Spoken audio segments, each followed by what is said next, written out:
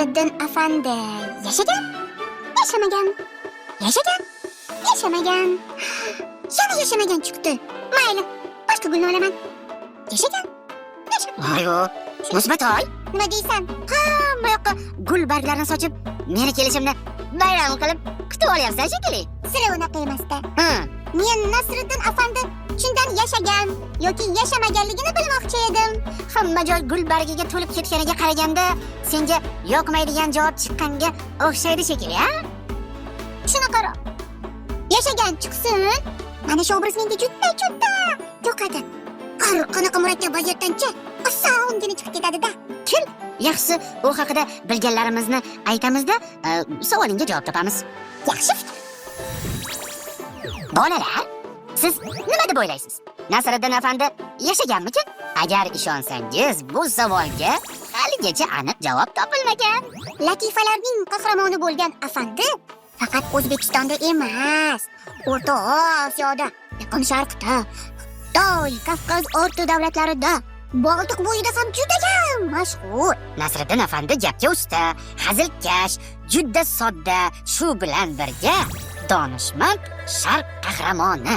Unga ta'rif berishganida tegirmondan butun chiqadi iborasi ishlatiladi.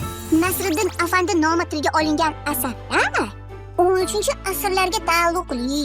Shundan kelib chiqadiki, bu qahramon odamlarga 12-13-asrlarda yo'q. Tanish bo'lgan.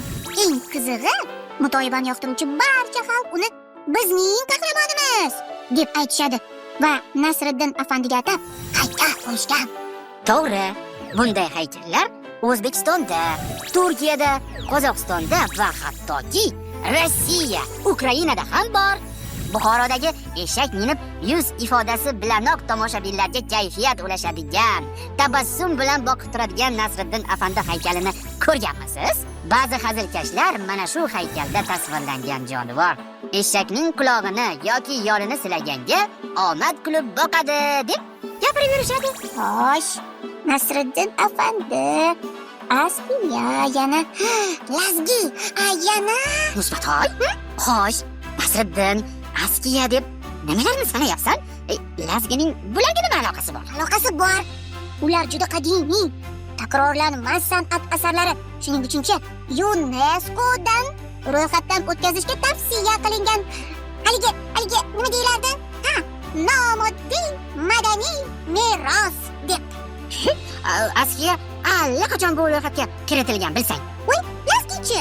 Umi, lazgining taqdiri haqida esa ertaga gaplashamiz. May,